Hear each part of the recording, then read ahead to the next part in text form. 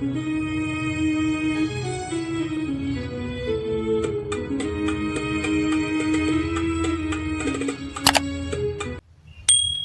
YouTube dan YouTubers dimanapun Anda berada, semoga antum semua tetap berada di dalam kasih sayang Allah Subhanahu wa Ta'ala.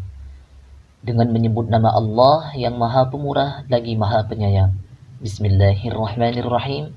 Assalamualaikum warahmatullahi wabarakatuh. Ada yang mengatakan bahwasanya ilmu itu adalah perkara yang sangat unik. Lalu ada sebahagian orang yang bertanya, kenapa dikatakan unik?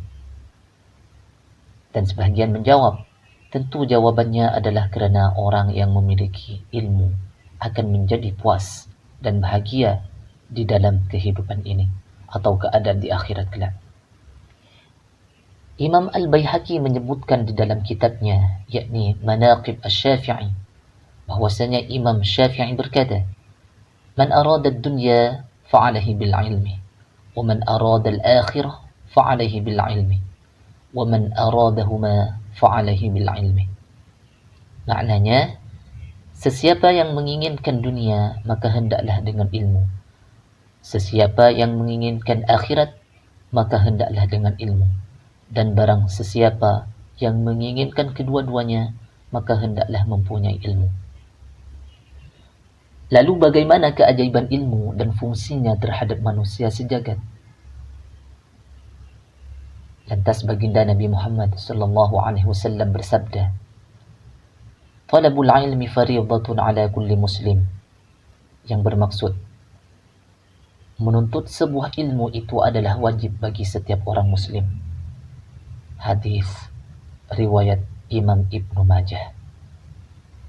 Dari Abu Hurairah radhiyallahu anhu, beliau berkata bahwa baginda Nabi Muhammad sallallahu alaihi wasallam bersabda, "Idza matal insan inqata'a 'amaluhu illa min thalathatin min sadaqatin jariyatin wa 'ilmin yuntafa'u bih wa waladin salih yad'u lahu."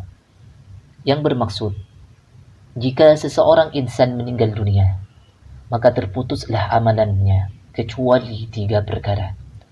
Yang pertama adalah sedekah jariah, kedua ilmu yang bermanfaat, dan yang ketiga adalah doa dari anak soleh yang mendoakan kedua orang tuanya. Hadis riwayat Imam Muslim. Berapa banyak orang di luar sana tidak mengetahui dan menyadari bahawa ketiga perkara yang telah disebut baginda memang akan kekal selama-lamanya walaupun mereka telah meninggal. Allah Subhanahu wa Ta'ala berfirman di dalam Al-Quran, "A'udzu billahi minasyaitonir rajim. Yarfa'illahu alladhina amanu minkum walladhina utul ilma darajat." Yang kira-kira tafsirnya, niscaya Allah akan meninggikan orang-orang yang beriman di antaramu dan orang-orang yang diberi ilmu pengetahuan beberapa derajat. Quran Surah Al-Mujadalah ayat yang ke-11. Berkaitan dengan ayat tersebut, Imam Ibnu Katsir menyatakan bahwasanya Imam Ahmad meriwayatkan, telah menceritakan kepada kami Abu Kamil, telah menceritakan kepada kami Ibrahim, telah menceritakan kepada kami Ibnu Syihab dari Abu Tufail, yakni Amir Ibnu Wasilah, bahwa Nafi Ibnu Abdul Haris bersua dengan Umar radhiyallahu an di Asfal. Dan sebelumnya Umar telah mengangkatnya menjadi amilnya di Mekah. Maka Umar bertanya kepadanya, "Siapakah yang menggantikanmu untuk memerintah ahli lembah itu?"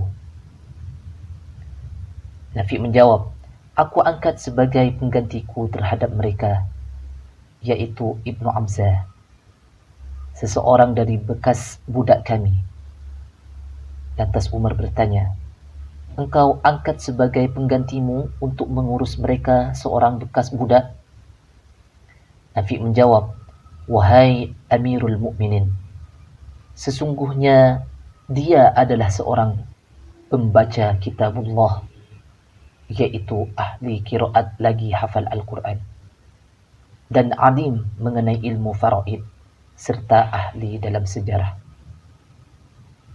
Lantas Umar radhiyallahu an berkata dengan nada menyetujuinya, bahwa tidakkah kami ingat bahwa nabimu telah bersabda, Inna Allah yarfa'u bihadzal kitab qauman wa yadha'u bihi akharin. Sesungguhnya Allah meninggikan derajat suatu kaum berkat kitab Al-Quran ini dan merendahkan kaum lainnya disebabkan kerenanya. Berapa banyak kenikmatan yang Allah Subhanahu wa taala sudah diberikan terhadap kita. Namun pada umumnya mereka tidak menggunakan dengan sebaik mungkin. Oleh sebab itu mereka akan menjadi salah satu orang yang akan merugi. Seperti yang telah tercantum di dalam surah Al-Mulk ayat yang ke-10. Allah berfirman, yang kira-kira tafsirnya, dan mereka berkata, sekiranya kami mendengarkan atau memikirkan peringatan itu, niscaya tidaklah kami termasuk penghuni-penghuni neraka yang menyala-nyala. Dalam surah Fatir ayat yang ke-28, Allah Subhanahu wa taala juga berfirman, yang kira-kira tafsirnya, dan demikian pula di antara manusia, makhluk bergerak yang bernyawa, dan hewan-hewan ternak, ada yang bermacam-macam warnanya dan jenisnya. Di antara hamba-hamba Allah yang takut kepadanya, hanyalah para ulama. Sungguh Allah Maha Perkasa, lagi Maha Pengampun. Ayat tersebut memperjelas tentang orang yang memiliki ilmu. Maka dengan ilmu, seseorang itu akan lebih memahami bagaimana kehidupan dunia seisinya ini dicipta dan memperkokoh pengetahuan tentang kuasa Allah sebagai zat yang maha pencipta. Oleh kerananya, sejatinya orang yang mempunyai ilmu akan lebih berhati-hati serta takut melakukan sesuatu hal yang berbau dosa. Sebab keadaan demikian, mereka akan lebih menyadari bahwasanya mereka memiliki pengetahuan akan kekuasaan dan juga kebesaran Allah Subhanahu wa taala. Allah Subhanahu wa taala berfirman di dalam surah Al-Baqarah ayat yang ke-269, yang kira-kira tafsirnya, Allah menganugerahkan al-hikmah, yakni kefahaman yang sangat mendalam tentang Al-Quran dan As-Sunnah kepada siapa yang dikehendakinya. Dan barang siapa yang dianugerahi hikmah, ia benar-benar telah dianugerahi karunia yang banyak. Dan hanya orang-orang yang diberkati Allah yang dapat mengambil pelajaran dari firman Allah. Baginda Nabi Muhammad sallallahu alaihi wasallam bersabda, "Wa man salaka tariqan yaltamis fihi ilman, sahhalallahu lahu bihi tariqan ilal jannah." Yang bermaksud, sesiapa yang menempuh jalan untuk mencari ilmu, maka Allah akan memudahkan baginya jalan menuju syurga. Hadis riwayat Imam Muslim. Dari pembahasan yang telah diungkapkan, maka dapat disimpulkan bahawa yang pertama, bagi setiap orang yang berilmu, maka Allah akan sentiasa mengangkat derajatnya.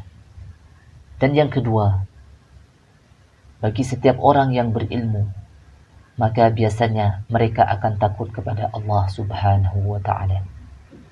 Dan yang ketiga, bagi setiap orang yang berilmu atau yang mempunyai pengetahuan, maka akan diberi kebaikan di dunia maupun di akhirat kelak.